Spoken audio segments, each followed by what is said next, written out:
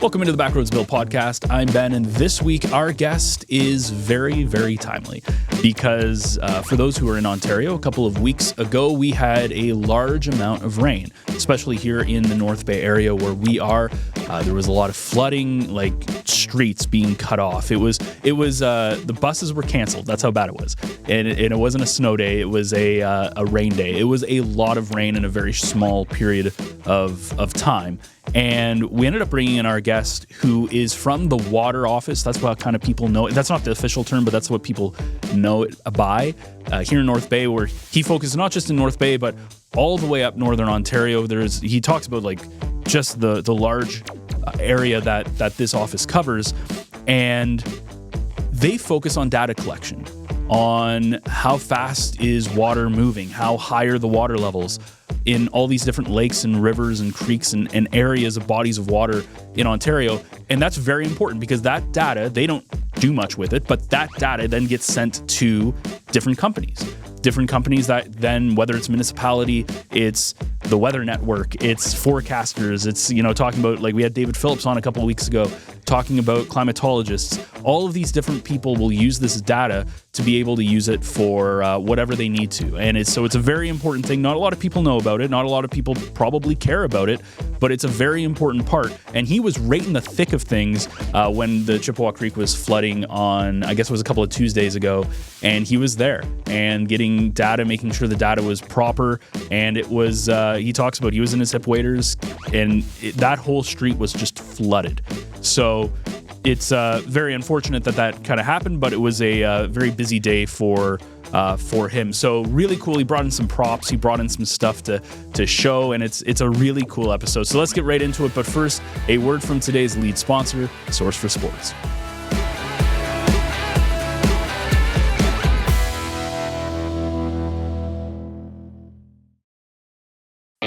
It's almost that time of year. Early mornings at the rink, fresh notebooks and backpacks, and a community gearing up for another great season of varsity sports.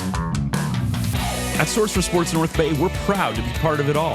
Whether it's finding your kid's first pair of skates, gearing up for tryouts, or outfitting your team for the season ahead, we've got you covered. Because here, we're not just a sports store, we're neighbors, coaches, teammates, and fans. And we're proud to cheer you on every shift, step, and stride of the way. Visit Source for Sports North Bay at 1321 Fisher Street and let us help you along your way. So today on the podcast, we have had a lot of people in studio recently, as we usually don't, but this is going to be a couple of weeks in a row that we have somebody gracing our studios. And today we are pleased to have locally here, Otto Bedard, who is, if I can get this right, an expert technologist in hydrometry, hydraulics, and innovation. Otto, welcome into the podcast. Thank you very much. Well, Otto, and listeners and viewers, this podcast is all going to be about Otto probably having one of the best jobs going, and we'll explain that. But I'm going to put on my water survey hat right now. Yeah, we're both wearing them. Yes, because for date stamping, it's April the 15th, and locally in the North Bay area, we've got local flooding conditions over the last 48, 72 hours. We've had a lot of precipitation. Recently, there's been a fair amount of snow still remaining in the bush and on the back roads.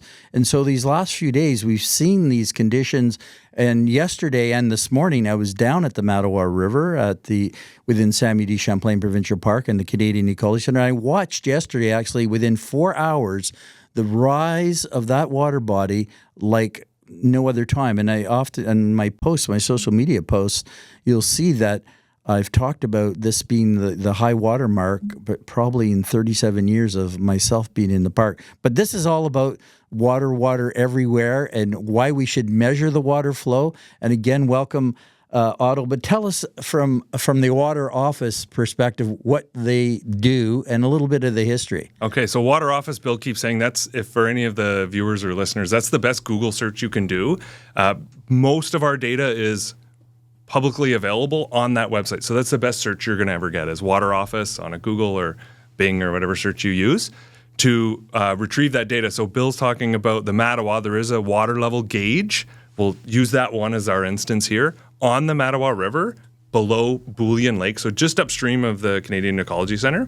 That's been there. Historically, it was there I don't know the dates, but it ran until about to the 1990s. It was decommissioned and it was brought back a few years ago. So that data you could look at. I mean, you get to look at it. It's working overtime today. Yeah, you get to physically go look at the river, but many people can't. So they can go online and see what the rivers are doing. So what's happening there is on the river side, there is equipment. There's some kind of building or a equipment stand with equipment in it, and it's measuring the height of the water relative to some datum. So I brought in a benchmark here for any of the viewers. They can see that. We would use these to control what's called stage.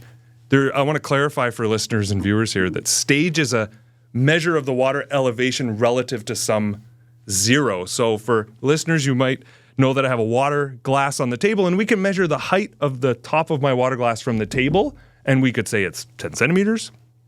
Or we could measure it from the bottom of the floor, and we would say it's a meter and a bit. It doesn't matter. So stage is not a depth. So when you go on to Water Office and you read about stage, just know that that's not a depth.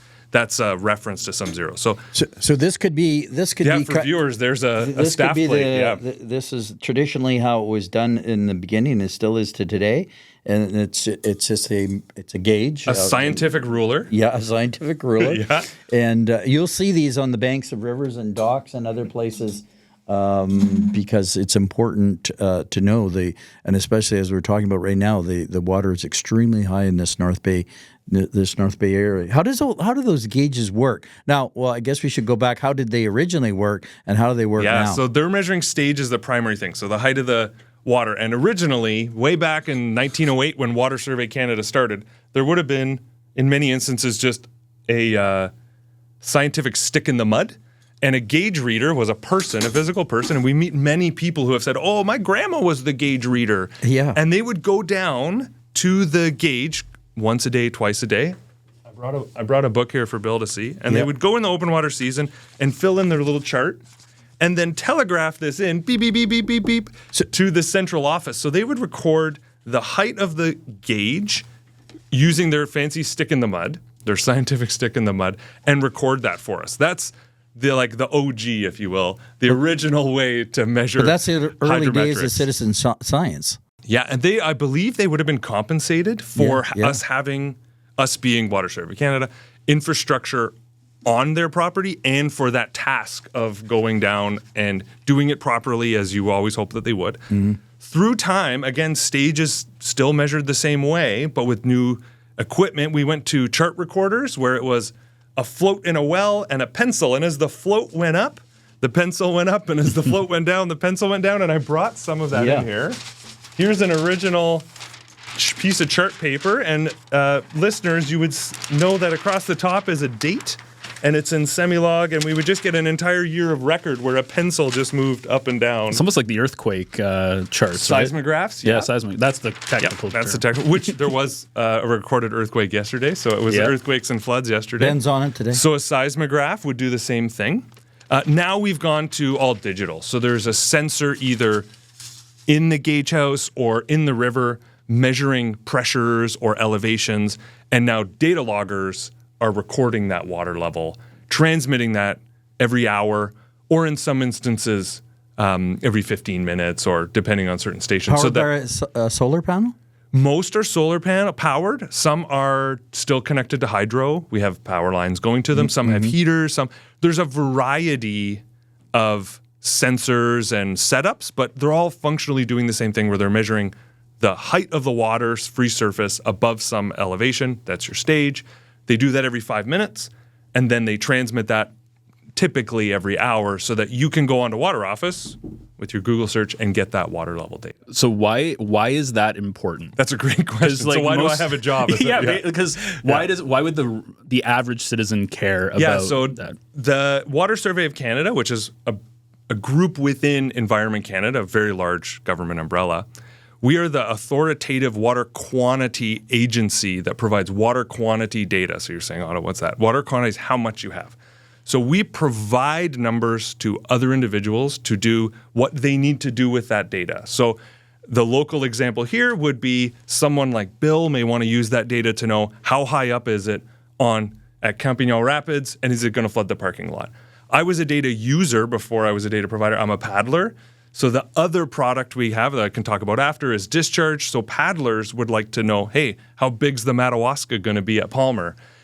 Other uses, the Conservation Authority is very interested in Chippewa Creek gauge to know whether it's going to flood Fisher Street. So they're a data user of our data, and they communicate directly with that to know how high that water's rising, how fast it's rising. Other examples I can think of are scientific research. So our data's long. We have some stations that have been running since the 1800s. So it's long data. You can use that for longitudinal studies, they're called. If you want to look at something over time, fisheries uses our data. Municipalities use our data. Flood prediction services use our data. There's a national program to do floodplain mapping, and it ties into our data from rivers. I know that in the northern communities, our data is very high interest for the spring breakup and how is that flood wave moving towards the communities and things like that. So we don't do any regulation of waterways, such as the French River. We provide the data to people that do that. We don't do enforcement of minimum tourist flows, but we provide the data to people that do that. So we're a bit of an arm's length agency, which is kind of nice, and we provide data to people to do whatever it is they need to do with it. Science, research, policy, enforcement, curiosity, paddlers.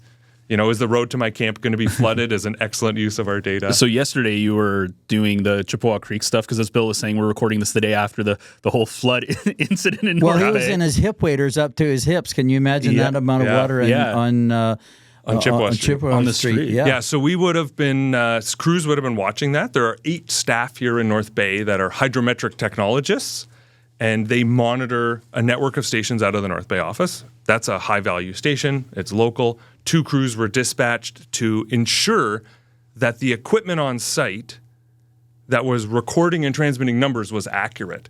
You don't want to make decisions on something where if it's incorrect. So, is Fisher Street going to flood?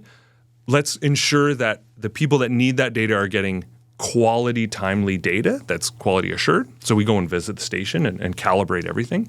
And then they also would have done a discharge measurement. So I've said that a couple times. Now maybe we should talk about what discharge is. Well, we had David Phillips. It's actually airing today. So it's airing today from Environment Canada. And we know there's difference between the weather and climate. And we're seeing this right now in real time because, as he said, you can only look at the weather for a few days, and then if you're going to make an informed kind of decision. But we've had this high water on the Mattawa River, and then we're talking all the watersheds, I would say, in northeastern Ontario, and I just wonder about. I just published an article on waterfalls, and so. Speaking about discharge and peaks and flows, you could be like on the Mattawa River today, it's flat, right? You're not going to see the definition of the rapids. And this is the case. So you can see the peaks and troughs. And then, of course, really you have to go physically and take a look at if you're going to go waterfall watching. And, of course, even today, we've seen within a number of hours, the watershed has gone down. Yeah, these watershed like Chippewa Creek, that is relatively small for the Northeast. An Albany River is an extremely large watershed, hundreds of thousands of square kilometers. Versus Chippewa. Chippewa's pretty urbanized, right? We have lots of parking lots. We've got sidewalks. It's been channelized. So it responds faster to rainfall and snowmelt. So it goes up faster and it comes down faster. Whereas a bigger river, I'm trying to think of like a Missinaibi or something like that, will respond slower on its rise and slower on its decline as well. So discharge has been mentioned. That's the flow rate, so a volume of water flowing past our gauge in a time, and that's measured in cubic meters a second. For listeners and viewers, cubic meters a meter by a meter by a meter, and if you can do quick math, that's 1,000 liters of water per second. So Chippewa Creek yesterday was about 15 CMS, so 15,000 liters a second flowing through, which can seem like a lot, but the Amazon's 200,000 CMS. You have to add a lot of zeros to get to the biggest river in the world. And there's rivers in Ontario for perspective, the Niagara is about 3,000 CMS, or the St. Lawrence is 10 to 15,000. The Moose can be up to 12,000 for any northern listeners. Yeah. The it's almost in the gauges. It's almost real time data. I mean, there's a short lag, but nonetheless, over days of a watershed event like we're experiencing right now. people are watching it. Yeah, I hope they are. It's there. You can go to Water Office and you can hit F5 refresh on your browser and get data roughly every hour. I'll say roughly because sometimes there's delays and depends on when the station transmits. It's not always at the top of the hour. They get a window in the hour to transmit.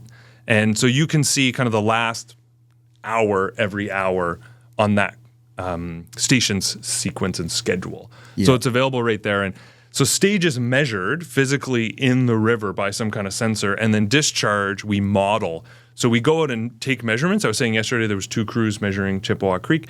They would use a variety of equipment and techniques depending on the depth of the river, the width of the river, the velocity of the river to measure that flow. And what we typically do at a station at Water Survey is we would measure combinations of stage and flow, and we would put them together. And this is old school. This is an actual one from the French River. It's still in feet. I pulled this out of the drawer this morning. I'm worried about ripping the paper. And you would put combinations of stage and discharge pairs on a plot. And then back in the day, I mean, now we do this all with computers, but you would use what's called a French curve, and you would combine, you would find the shape that matches that river, and you would combine it and draw a line to mathematically model. This was your mathematical model.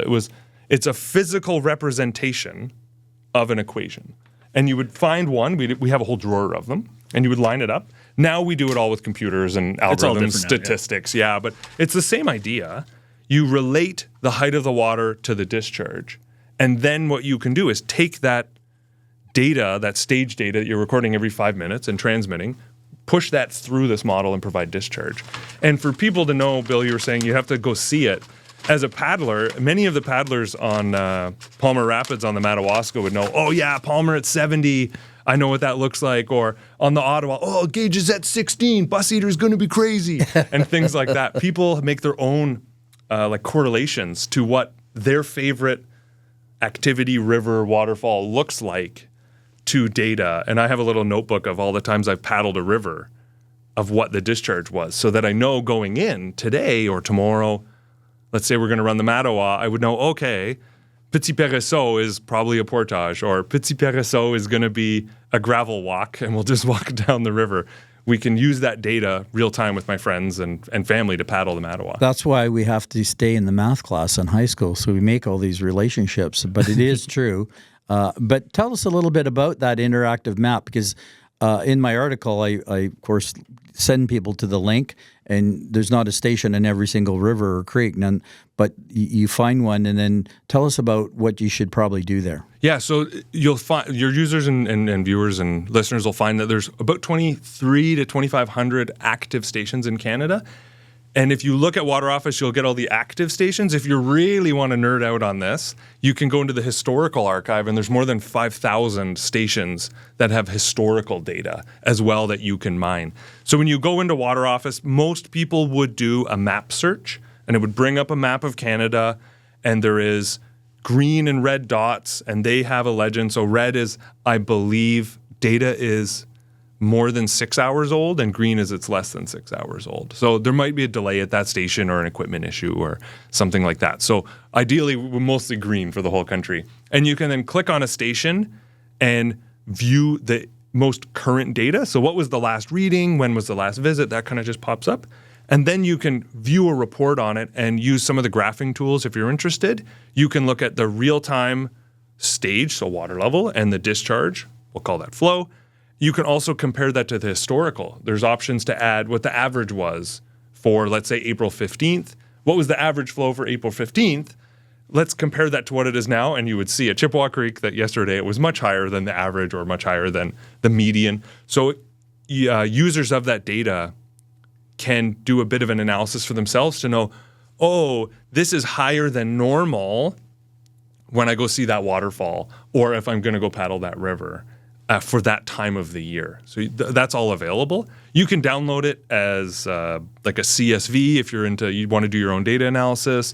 There are other, for the technical savvy, there's APIs where you could write your own scripts to call it every day and have it show up on your phone if you have a favorite station.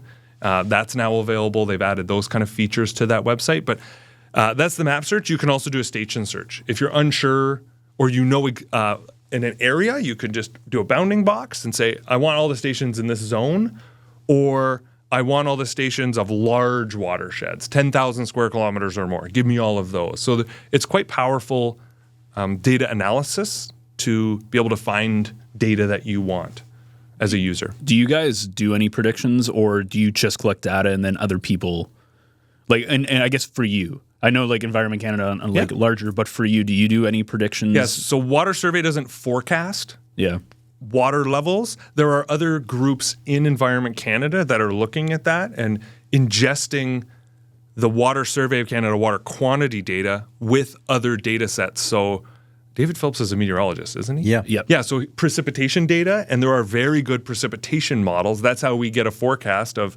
it's going to rain 40 mils tomorrow. Mm-hmm. So there are science groups that are looking at trying to combine those, but that's not within the purview of what Water Survey does. We collect it and we give you what it was.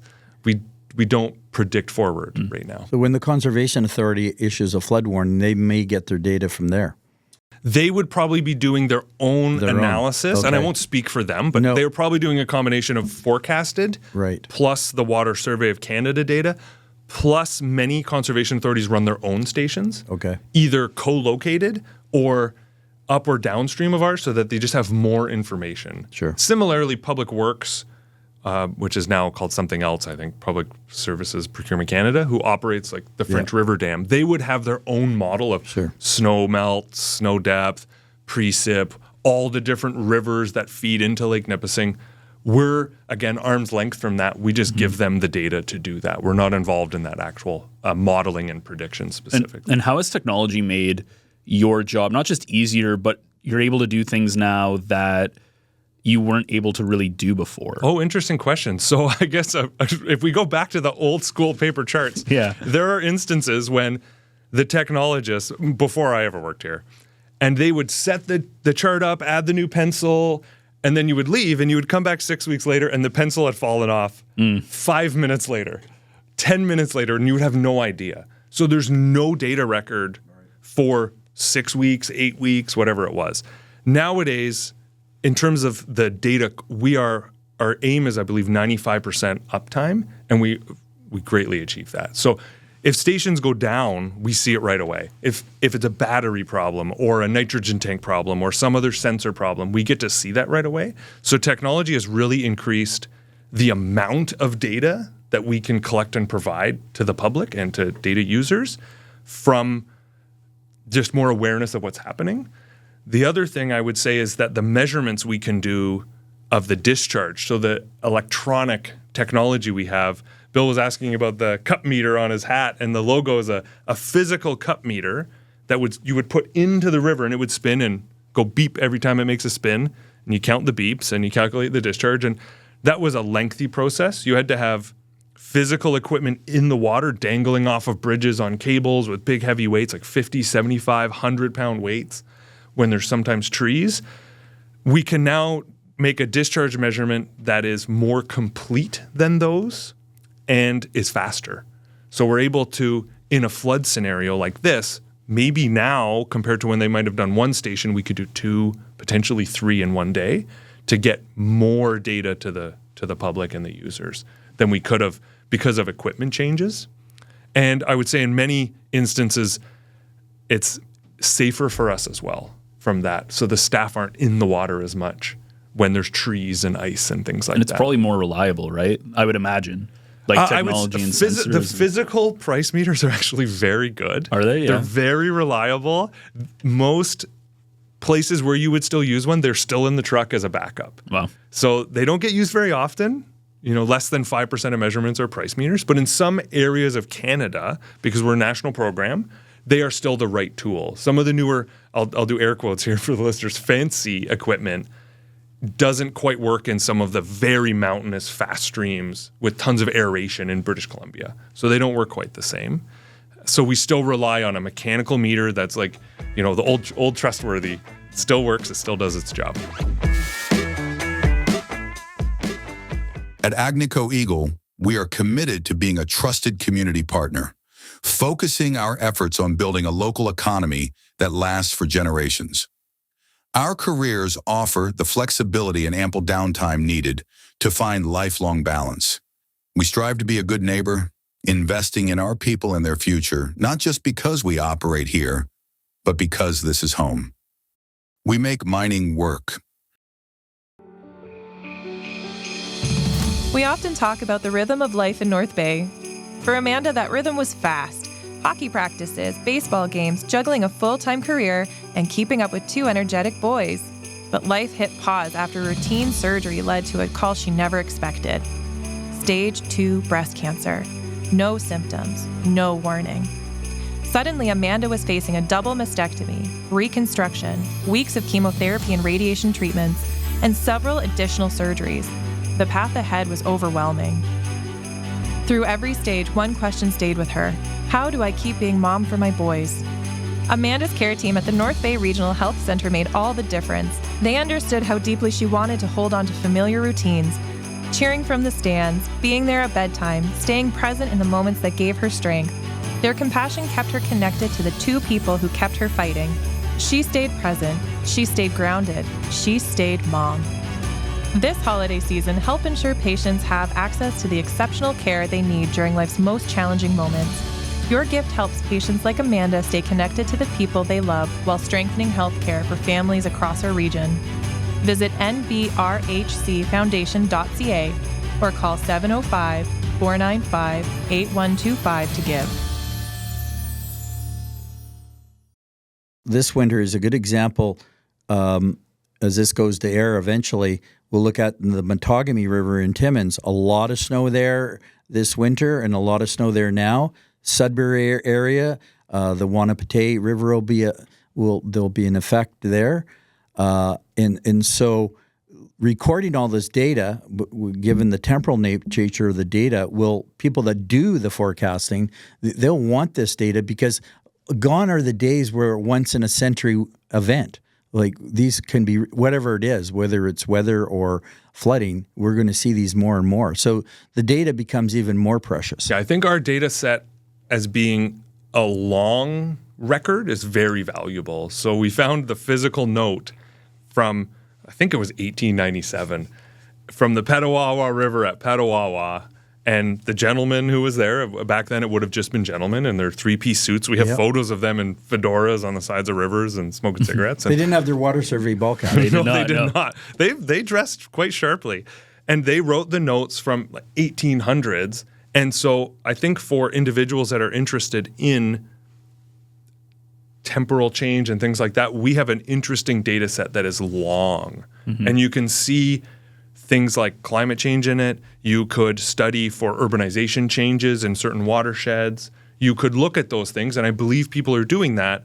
Thankfully, I don't have to get involved in that. We just, give data to those people that are doing that. And I would imagine that there are uses of our data that I haven't even thought of yet. That there are people out there, oh yeah, I do X, Y, and Z with it that we hadn't even considered for that data yet. But yeah, and then the implications from a consumer perspective. Insurance companies, there are many examples everywhere, depending on what it is.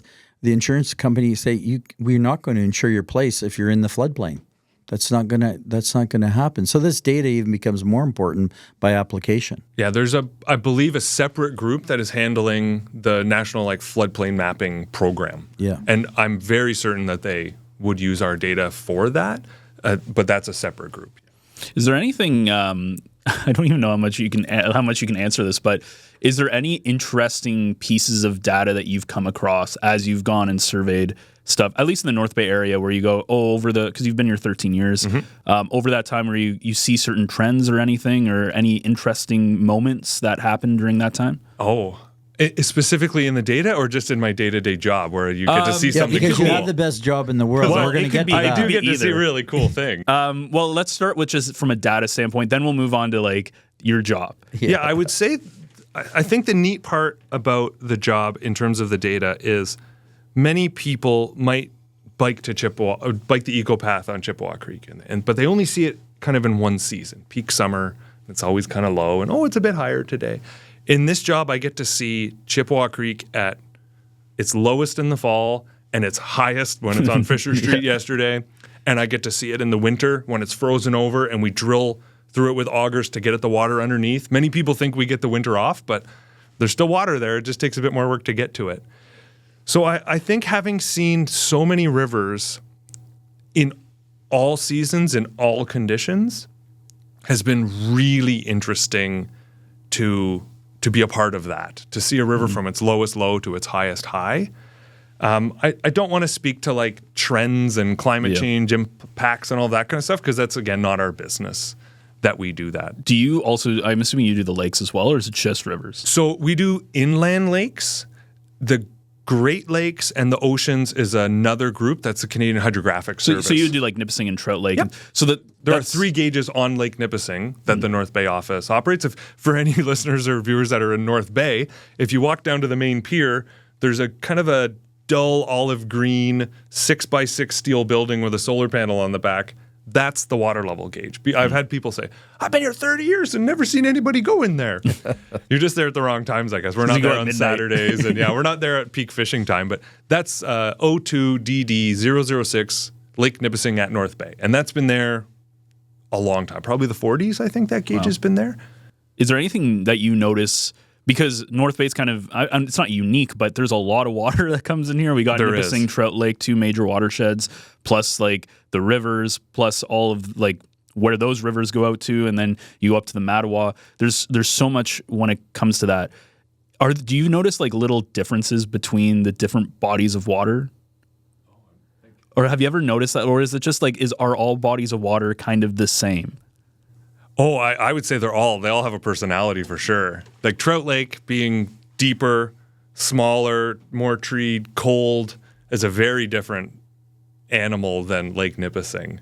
I like Lake Nipissing. The Great Lakes person in me personally, I really like Lake Nipissing. You can't see the other side. It gets super rough for kayak surfing and paddleboard surfing and things like that. So I think they're very different animals. And then Lake Temagami and all our lakes in our region are very different. How far does your region go? Like that you deal with? So North Bay deals with the Wawas, Wawa to Petawawa, Huntsville to Hudson's Bay. Oh, so you do like that's so. There's about area. And Bill's saying that I have the best job in the world. It's hard to disagree with him in that I have a very nice combination of this data science that we talk about and the technologist, and as I'm dealing with technology, but I also get to go to these physical places. I was going to say, how much do you travel on your day-to-day? So a typical technologist would be gone 40 to 60 nights a year away at hotels or at the camps that we operate for some of them. Some are drivable, so you just drive to Chippewa and park at the gas station. Some are gravel roads. Some are ATVs, snowmobiles, float planes, ski planes, helicopters, combinations of those, boat, kayak, canoe, to some of them. So that's a really neat spot. Waterfalls are an excellent location just upstream of those to put a hydrometric station. And to have lunch. And so then the waterfall's a great spot to have lunch. What kind of data do you get from the waterfalls that's different than like a river or from a Why lake? would we put our gauge at a waterfall? Yeah. So when we're that's a better way of saying it. Yeah, when we're developing a stage, that height of water, discharge, relationship, we want something, often the language is called a control, that keeps that relationship the same. If the water's up here, we want it to be a certain flow, and if it's down lower, we want it to be a certain flow. We don't want a changing river. Many of the Northeast waterfalls are solid rock. Unless you go in there with some dynamite at like Onaping Falls and blast it up, it's not going to change. So that relationship between the height of the water and the flow, stage discharge, is very consistent over time. If you go and you put your station in a sand river where a large flow event can meander the river and change the shape of the river and scour sand away and deposit it in the lake and then fill some in, it's harder. And that just harder means more work, more effort, more visits, more just time to maintain that relationship between the height of the water and the flow. So waterfalls are very good controls in hydrometric language. And then again, they're also very nice lunch spots and things like that. What if you go somewhere? Do you ever have to action anything, or are you just there as an observer? So like, have you ever gone anywhere and been like, oh, I need to tell somebody that something is happening? Or do you just go there and measure and then you let the people who see the data deal with it? Okay, so sometimes Like yesterday. We are, so in many instances, we are responding to the station's needs. The station needs to be visited to calibrate the equipment for any data user. Occasionally, we are responding to the data user's needs. So yesterday at Chippewa Creek, there's an awareness that that data is very important. The station was working fine, but it's very good to calibrate and validate very high water levels and very high flows, particularly during the event, for the data users to have the most up-to-date information. Was that like your Super Bowl? Like that was like the big moment of the year? For me this year, yeah. Now that I'm in the expert technologist role, I'm less day-to-day visiting stations and I'm more supporting the 8 technologists here in North Bay and the greater Ontario, Quebec, and East region in when they have problems. They run out of tools in their toolbox. I'm part of a team that can come in and support that. So high water, while very exciting for us, I do acknowledge is unfortunate timing for many people. There were definitely cars in the water. There are definitely basements flooding. So I don't want to diminish the impact on the public when that happens. But from a work perspective, yes, it's pretty intense. You're standing right by flooding rivers and things like that. And it can be what I would call exciting. I don't like that that's the reason why we have to go, but that is a reality. I want to say here, I've participated. I want to say I'm fortunate. That's wrong. I have participated in flood responses in central Manitoba, in northwestern Ontario in the past, and we've had teams go to Quebec and east when the Ottawa was flooding those times. And so it's intense, it's raining, it's high water, it's cold, you're in boats, you're driving a boat down a street and you're looking out so you don't hit street signs. That's intense work, but it's unfortunate for all the other individuals. Yeah. And when I meant the Super Bowl, I meant more like, as you said, it's like intense, like you're like, it's go time. And that's what I mean, It's so, I would say, yes, it's exciting, but I do acknowledge it's unfortunate that other people are having a really tough day, but my workday is actually quite exciting. Yeah, and we'll look forward, not to necessarily the Super Bowl day, but Lake Nipissing, for instance, we're probably 2 to 3 weeks before it'll start to break up. But people don't realize, like Lake Nipissing, we have the Wassee River and the South River watersheds, but then you look at the Sturgeon River, the water from Nipissing through Temagami through Red Cedar into the Sturgeon River ends up in Lake Nipissing. There's a lot of snow in the bush. Lake Nipissing, because of I wrote a story once called "Damn Those Dams." Because there were so many dams, private dams, OPG, M&R controlled dams, on and on it goes. And that it took a coordinate, and there was a flood, and I've got the date wrong, in the 70s that really brought awareness to water flow. In fact, that's what happened. Finally, people got together and say, we've got to share the data. We've got to communicate. So people along the shorelines of Lake Nipissing and the Lower French River now are going to say, what's going to happen in 3 weeks henceforth? And you're asking me what they're going to say? Well, no, that's the importance of the data. Okay, yeah. As we're looking at it now. Yeah, that's a regulated waterway. As we know, there's dams and now hydroelectric dams on Lake Nipissing. That's a different group that manages that. But we have crews out today at the Sturgeon watershed, Little Sturgeon watershed. There's the Veuve. We have a gauge on the Veuve at Verner as well. And most of the major tributaries to Lake Nipissing have at least a gauge. So Sturgeon has 2 gauges on it at varying spots on the watershed, depending on what else is joining the Sturgeon. That's a pretty major waterway, but it's also dam regulated at many points along its flow into Lake Nipissing, particularly right at Lake Nipissing in the town of Sturgeon Falls, right at the old site of the paper mill there. I believe that's what that was. We're probably going to have you back to talk about water everywhere, but you do have a great job, and thanks, Otto, so much for being on the Backroads Bill podcast. I do have one more question, and great, this is an important one, because it's going to let you nerd out a little bit. Great. What is the thing about your job that you go, nobody's going to appreciate this, but it's so cool, and I love this so much, but nobody knows that you do it? Oh. But it's just like the really neat little things that only people in the industry or outside. Yeah, I think I would just I really appreciate some of the places I get to go that most people don't get to go to unless you are a person living in like a First Nations community in the north and you travel the rivers for work or hunting or personal, or you're a canoeist, we get to go to some pretty spectacular spots, and I can just sit in a river, and sometimes I'm at a waterfall where I'm like, not many people know about this. Yeah, absolutely. Or would know this is here, or would even appreciate this, because sometimes they're just that far off the road.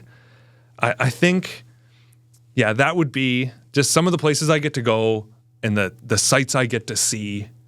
You know, the animals we get to see from the air or from the boats. You see bears and caribou from the helicopters and things like that. Just, I think that's the thing I appreciate most about this job. And if I can give a shout out to anyone looking for a outdoor focused environmental job, this is an excellent balance of field work, and then just when you're getting too bitten by the black flies, you get to spend some time in the office and do some data. And then just when you're getting tired of sitting in your desk, you're going to get to go on another trip. It's a really nice mix of work for anybody interested in the environmental field. Well, that's the reasons that you were on the Backroads Bill podcast, because I thought, oh, wow, I'd like to do this job. But no, it's the combination of the importance of what we should know. And of course, people that come on the podcast, they're unique, they're interesting. So thanks again for being on the Backroads Bill podcast. My pleasure. So big thank you to Otto for coming in. Definitely someone who loves what they do. You can really tell he just kind of oozes that passion for his job. And I said this kind of at the top. Most people, I don't think, really understand or care about the importance of why this data matters. But it's a very crucial thing that happens, and it gets used by so many people that, as Otto was talking about, just why it's so important, and kind of the cool job that he gets to do. The traveling, all of that stuff is really, really neat. So if you enjoyed this episode, you can find new episodes of the Backroads Bill podcast every single Wednesday on your favorite podcast player. It could be Apple, it could be Spotify. If you like to listen, there's a couple of other ones you can get there as well. The video version is available on the North Bay Echo YouTube channel. And if you don't know where to go, or if you just want to watch something, you can head over to our website, northbayecho.ca, where it has every episode of this podcast, the audio and video versions, as well as other great local North Bay and area podcasts that are underneath the Echo umbrella. So that wraps things up for us. We will see you again next week for yet another Backroads adventure.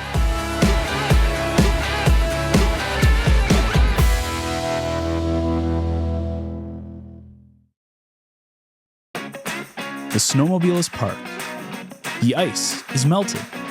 And suddenly, all those batteries you ignored all winter are no longer working. The boat just won't start. The ATV is not cooperating. Even the golf carts decided it's taking the season off. That's where Battery North Bay comes in. Boats, ATVs, motorcycles, e-bikes, solar systems, cordless tools, even the kids' Power Wheels. If it runs on a battery, chances are we've got it in stock and ready to go. We're locally owned, proudly serving Northern Ontario, and we ship Canada-wide. Stop by 1315 Main Street West or call 705-478-5400. Battery North Bay, powered up for every season.